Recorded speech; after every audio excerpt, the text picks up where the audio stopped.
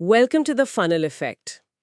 React applications बनाते समय ना अक्सर एक सिचुएशन आती है जहां हमें मल्टीपल कंपोनेंट्स के बीच डेटा या स्टेट को शेयर करने की ज़रूरत पड़ती है। खास तौर पर जब हम चाहते हैं कि दो या दो से ज़्यादा कंपोनेंट्स का स्टेट हमेशा सिंक्रोनाइज्ड रहे, मतलब एक साथ बदले।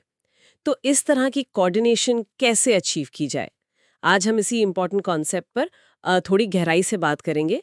हमारी ये चर्चा रिएक्ट के ऑफिशियल डॉक्यूमेंटेशन के शेयरिंग स्टेट बिटवीन कंपोनेंट्स वाले हिस्से पर बेस्ड है, जो लिसनर ने हमारे साथ शेयर किया है। हमारा गोल है लिफ्टिंग स्टेट अप के कॉन्सेप्ट को अच्छी तरह समझना, ये क्या है, इसे क्यों इस्तेमाल करते हैं और इसे स्टेप बाय स्टेप इम्प्लीमेंट कैसे किया जाता है। इसेंशियली कैसे चाइल्ड कंपोनेंट से स्टेट को हटाकर उनके कॉमन पेरेंट में ले जाया जाता है और फिर प्रॉप्स के जरिए जरूरत के हिसाब से नीचे पास किया जाता है। Okay, let's unpack this. चलिए डॉक्यूमेंटेशन में दिए गए एग्जाम्पल से शुरुआत करते हैं। इमेजिन कीजिए एक अकॉर्डियन कंपोनेंट है जिसके अंदर दो अलग अलग पैनल कंपोनेंट्स हैं। हर पैनल का अपना टाइटल और कंटेंट होता है।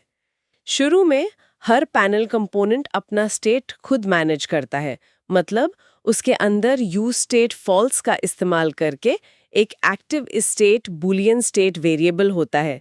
ये स्टेट डिसाइड करता है कि पैनल का कंटेंट दिख रहा है या नहीं। बटन क्लिक करने पर यह स्टेट टॉगल होता है। सिंपल। बिल्कुल। और इस इनिशियल सेटअप में ये दोनों पैनल कंपोनेंट्स पूरी तरह से इंडिपेंडेंट हैं। एक पैनल के शो या हाइड बटन पर क्लिक करने से दूसरे पैनल पर कोई असर नहीं पड़ता। वो अपनी अपनी दुनिया में काम कर रहे हैं। ये स्टैंड अलोन यूजेज के लिए बिल्कुल ठीक है। हाँ, ये समझना जरूरी है कि वो इनिशियली इंडिपेंडेंट हैं, लेकिन अब रिक्वायरमेंट बदल जाती है। मान लीजिए हम चाहते हैं कि ये अकॉर्डियन एक स्टैंडर्ड अकॉर्डियन की तरह काम करे, जहां एक समय में केवल एक ही पैनल खुला रह सकता है। यानी अगर यूजर दूसरा पैनल खोलता है तो पहले से खुला हुआ पैनल ऑटोमेटिकली बंद हो जाना चाहिए। अब ये कोऑर्डिनेशन कैसे इंप्लीमेंट करें? यहीं पर लिफ्टिंग स्टेट अप का कोर आइडिया सामने आता है। ये रिएक्ट डेवलपमेंट में सबसे कॉमन पैटर्न्स में से एक है, जिसे आप बार बार इस्तेमाल करेंगे। इसका फंडामेंटल प्रिंसिपल है, जब आप मल्टीपल कंपोनेंट्स को कोऑर्डिनेट करना चाहते हैं तो उनकी शेयर्ड स्टेट को उन कंपोनेंट से हटाकर उनके सबसे करीबी कॉमन एंसेस्टर कंपोनेंट में मूव कर दें। ओके, क्लोजेस्ट कॉमन एंसेस्टर मतलब वो कंपोनेंट जो हायरार्की में उन सभी कंपोनेंट्स के ऊपर हो जिन्हें कोऑर्डिनेट करना है। हमारे केस में दोनों पैनल कंपोनेंट्स का कॉमन पेरेंट अकॉर्डियन कंपोनेंट है। राइट, एग्जैक्टली, अकॉर्डियन ही है। तो लिफ्टिंग स्टेट अप का प्रोसेस एसेंशियली 3 मेन स्टेप्स में होता है। पहला कदम है चाइल्ड कंपोनेंट से लोकल स्टेट को हटाना। यानी हमारे पैनल कंपोनेंट के अंदर से वो const active is equals to state use false वाली लाइन हटा देंगे। कंपोनेंट से प्रॉप के तौर पे मिलेगी। तो हमें पैनल कंपोनेंट के फंक्शन सिग्नेचर को बदलना होगा ताकि वो एक्टिव प्रॉप एक्सेप्ट कर सके। Function panel of title children active active. अब पैनल का एक्टिव स्टेटस पर डायरेक्ट कंट्रोल नहीं रहा। ये वैल्यू पूरी तरह से पेरेंट पर निर्भर करेगी। बिल्कुल ठीक है, तो पहला स्टेप हुआ चाइल्ड पैनल से स्टेट हटाकर उसे प्रॉप एक्टिव पर डिपेंडेंट बनाना। समझ गई। अब दूसरा स्टेप क्या है? दूसरा स्टेप है उस कॉमन पेरेंट कंपोनेंट अकॉर्डियन को ढूंढना और उससे डेटा पास करना। जैसा हमने आइडेंटिफाई किया, अकॉर्डियन ही वो कॉमन पेरेंट है। क्योंकि अकॉर्डियन कंपोनेंट ट्री में दोनों पैनल कंपोनेंट्स के ऊपर है, वो उनके प्रॉप्स को कंट्रोल कर सकता है। यही अब सिंगल सोर्स ऑफ ट्रूथ बनेगा इस बात के लिए कि कौन सा पैनल एक्टिव है। सिंगल सोर्स ऑफ ट्रूथ, ये कॉन्सेप्ट जरूरी लगता है। मतलब स्टेट की एक ही डिफिनिटिव जगह होनी चाहिए, कंफ्यूजन अवॉइड करने के लिए। प्रिसाइसली, बिल्कुल। इससे इनकंसिस्टेंसीज और बग से बचा जा सकता है। अब ये समझने के लिए कि पेरेंट कंट्रोल कैसे काम करता है, डॉक्यूमेंटेशन एक छोटा सा टेस्ट सजेस्ट करता है। अकॉर्डियन कंपोनेंट से दोनों पैनल कंपोनेंट्स को एक hard coded active value pass करके देखें। जैसे दोनों को active equals to true pass कर दें। Panel title about active equals to true panel, और दूसरा पैनल भी ऐसे ही। जब आप ऐसा करेंगे तो देखेंगे कि दोनों पैनल्स ओपन हो गए हैं। ये कंफर्म करता है कि पेरेंट अकॉर्डियन अब एक्टिव प्रॉप के जरिए चाइल्ड पैनल के डिस्प्ले को कंट्रोल कर रहा है। ओके, ये टेस्ट समझ आ गया। प्रूव हो गया कि पेरेंट कंट्रोल कर रहा है। But obviously hard coded true हमारा फाइनल सॉल्यूशन नहीं है। हमें डायनामिक बिहेवियर चाहिए, जहां यूजर के एक्शन से स्टेट बदले और सिर्फ एक ही पैनल एक्टिव रहे। तो तीसरा स्टेप क्या होगा? Here's where it gets really interesting, I suppose. हाँ, तीसरा और सबसे क्रूशल स्टेप है कॉमन पेरेंट अकॉर्डियन में एक्चुअल स्टेट को ऐड करना और उसे मैनेज करने के लिए लॉजिक लिखना, साथ ही चाइल्ड कंपोनेंट्स को स्टेट अपडेट करने का तरीका देना। क्योंकि अब हमें ये ट्रैक करना है कि कौन सा पैनल एक्टिव है, न कि सिर्फ ये कि कोई एक्टिव है या नहीं। एक simple boolean state true false काफी नहीं होगा। राइट हाँ, अगर अकॉर्डियन में यूज स्टेट फॉल्स ऐसा कुछ होता तो वो या तो सारे पैनल्स को एक्टिव बताता या किसी को नहीं। हाँ। हमें एक स्पेसिफिक पैनल को टारगेट करना है, तो क्या इस्तेमाल करें? इंडेक्स। बिल्कुल, इसके लिए एक नंबर ज्यादा सूटेबल है। हम एक्टिव पैनल का इंडेक्स स्टोर कर सकते हैं। अकॉर्डियन कंपोनेंट के अंदर हम स्टेट इनिशियलाइज करेंगे, const active index set active index equals to use state 0। यहाँ 0 का मतलब है कि इनिशियली पहला पैनल एक्टिव है, 1 का मतलब दूसरा, और अगर ज्यादा पैनल्स होते तो शायद -1 का मतलब हो सकता है कि कोई भी पैनल एक्टिव नहीं है, अगर वो रिक्वायरमेंट हो। Got it. तो अकॉर्डियन में अब एक्टिव इंडेक्स स्टेट है। अब ये active index value panel components तक कैसे पहुंचेगी? प्रॉप्स के जरिए ही? बिल्कुल, प्रॉप्स के जरिए। अकॉर्डियन कंपोनेंट अब हर पैनल को एक्टिव आईएस प्रॉप पास करेगा, लेकिन इसकी वैल्यू इस एक्टिव इंडेक्स स्टेट पर बेस्ड होगी। पहले पैनल जिसका इंडेक्स 0 है के लिए प्रॉप होगा active IS is equal to active index equals to 0। दूसरे पैनल इंडेक्स 1 के लिए होगा active IS is equal to active index equals to 1। इस तरह एक्टिव इंडेक्स की करंट वैल्यू के आधार पर केवल एक ही पैनल को active IS is equal to true मिलेगा और बाकी सबको active IS is equal to false. Simple comparison रहेगा। Coordination achieved. लेकिन एक पेज है, मुझे एक सवाल आ रहा है। स्टेट एक्टिव इंडेक्स तो अकॉर्डियन में है। यूजर क्लिक करेगा पैनल के अंदर वाले शो बटन पर, तो पैनल कंपोनेंट पेरेंट अकॉर्डियन के एक्टिव इंडेक्स स्टेट को अपडेट कैसे करेगा? चाइल्ड डायरेक्टली पेरेंट के स्टेट को मॉडिफाई नहीं कर सकता है ना? एकदम सही सवाल, बिल्कुल वैलिड पॉइंट है। चाइल्ड कंपोनेंट पेरेंट की स्टेट को सीधे नहीं बदल सकता। इसका सोल्यूशन है इवेंट हैंडलर्स को प्रॉप्स के रूप में नीचे पास करना। अच्छा, मतलब जैसे अकॉर्डियन ने एक्टिवाइज वैल्यू को प्रॉप बनाकर नीचे भेजा, वैसे ही वो एक फंक्शन को भी प्रॉप बनाकर नीचे भेजेगा जो स्टेट अपडेट कर सके। Precisely, exactly. अकॉर्डियन कंपोनेंट एक फंक्शन डिफाइन करेगा या इनलाइन फंक्शन पास करेगा जो अंदर सेट एक्टिव इंडेक्स को कॉल करता है और इस फंक्शन को प्रॉप के तौर पर हर पैनल को देगा। मान लीजिए हम इस प्रॉप का नाम ऑन शो रखते हैं, तो अकॉर्डियन पहले पैनल को कुछ ऐसा पास करेगा, panel dot active index equals to active index equals to 0, on show equals to set active index of 0, और दूसरे पैनल को panel dot active index equals to active index equals to 1, on show equals to set active index of 1। ध्यान दें कि on show prop में हम एक function पास कर रहे हैं। यह फंक्शन जब कॉल होगा तो उस स्पेसिफिक पैनल के इंडेक्स को सेट एक्टिव इंडेक्स में सेट कर देगा।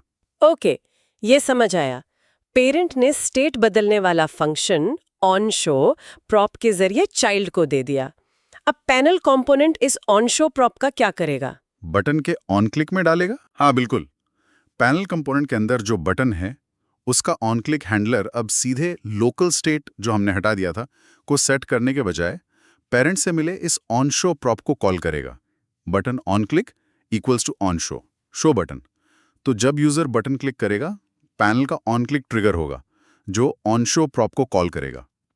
ये ऑन शो प्रॉप असल में पेरेंट अकॉर्डियन का फंक्शन है, on show equals to set active index index, जो चलने पर अकॉर्डियन के एक्टिव इंडेक्स स्टेट को अपडेट कर देगा। वाओ, तो स्टेट अपडेट का सिग्नल चाइल्ड से पेरेंट तक पहुंच गया via props and cycle complete हो गया। स्टेट अकॉर्डियन में लिफ्ट हुआ, एक्टिव इंडेक्स ने कोऑर्डिनेशन इंश्योर किया, एक्टिव इन्फो प्रॉप ने इंफॉर्मेशन नीचे भेजी और ऑन शो प्रॉप ने अपडेट सिग्नल ऊपर भेजा। अमेजिंग। एग्जैक्टली। इस तरह लिफ्टिंग स्टेट अप का प्रोसेस पूरा होता है। स्टेट को कॉमन पेरेंट में ले जाना कोऑर्डिनेशन एनेबल करता है, एक्टिव इंडेक्स पैटर्न इंश्योर करता है कि एक ही आइटम एक्टिव रहे, और इवेंट हैंडलर को प्रॉप्स के जरिए पास करना चाइल्ड को पेरेंट की स्टेट अपडेट करने की कैपेबिलिटी देता है। ये तीनों पार्ट्स मिलकर काम करते हैं। व्हाट्स फैसिनेटिंग हियर इज, ये पूरी प्रक्रिया जहां हमने स्टेट को पैनल से निकालकर अकॉर्डियन में डाला और प्रॉप्स के जरिए कंट्रोल किया, यह हमें रिएक्ट में कंपोनेंट्स डिजाइन करने के दो रिलेटेड कॉन्सेप्ट्स की तरफ ले जाती है, कंट्रोल्ड और अनकंट्रोल्ड कंपोनेंट्स। कंट्रोल्ड और अनकंट्रोल्ड, ये क्या है? क्या हमारा पैनल कॉम्पोनेंट बदल गया? मतलब पहले वो अनकंट्रोल था और अब कंट्रोल्ड हो गया? हाँ, एक तरह से उसका नेचर बदल गया, बिल्कुल। अनकंट्रोल्ड कंपोनेंट, हमारा ओरिजिनल पैनल कंपोनेंट जिसके अंदर अपना एक्टिव स्टेट था और वो उसे खुद मैनेज करता था, उसे हम अनकंट्रोल्ड कंपोनेंट कह सकते हैं। पेरेंट का उसके स्टेट पर डायरेक्ट कंट्रोल नहीं था। ऐसे कंपोनेंट्स अक्सर शुरुआत में इस्तेमाल करने में आसान लगते हैं क्योंकि उन्हें कम कॉन्फ़िगरेशन चाहिए होती है, पर कोऑर्डिनेशन मुश्किल हो जाता है। कंट्रोल्ड कंपोनेंट, हमारा फाइनल पैनल कंपोनेंट जिसका एक्टिव स्टेटस पूरी तरह से पेरेंट एकॉर्डियन से आ रहे प्रॉप्स, एक्टिव और ऑन शो पर निर्भर करता है, उसे कंट्रोल्ड कंपोनेंट कहा जाता है। पेरेंट कंपोनेंट का उसके बिहेवियर पर पूरा कंट्रोल होता है। ये कंपोनेंट्स कोऑर्डिनेशन के लिए मैक्सिमली फ्लेक्सिबल होते हैं, लेकिन पेरेंट को उन्हें प्रॉप्स के जरिए पूरी तरह कॉन्फ़िगर करना पड़ता है, वैल्यू भी देनी पड़ती है और अपडेट करने का मैकेनिज्म मतलब इवेंट हैंडलर भी देना पड़ता है। Interesting distinction. तो कंट्रोल्ड मतलब पेरेंट का पूरा कंट्रोल प्रॉप्स के जरिए, और अनकंट्रोल्ड मतलब कंपोनेंट का अपना इंटरनल स्टेट मैनेजमेंट। क्या ये स्ट्रिक्ट कैटेगरीज है या स्पेक्ट्रम जैसा है? ये कोई hard and fast technical terms नहीं है जिनकी रिएक्ट में स्ट्रिक्ट डेफिनेशन हो, और रियलिटी में ज़्यादातर कंपोनेंट्स में लोकल स्टेट और प्रॉप्स का मिक्स होता है। कुछ एस्पेक्ट्स कंट्रोल्ड हो सकते हैं, कुछ अनकंट्रोल्ड, लेकिन ये सोचने का एक बहुत यूजफुल मेंटल मॉडल है। कंपोनेंट डिज़ाइन करते समय या किसी लाइब्रेरी के कंपोनेंट को इस्तेमाल करते समय ये समझना हेल्पफुल होता है कि कौन सी इन्फॉर्मेशन प्रॉप्स से कंट्रोल हो रही है, कंट्रोल्ड एस्पेक्ट, और कौन सी कंपोनेंट इंटरनली मैनेज कर रहा है, अनकंट्रोल्ड एस्पेक्ट।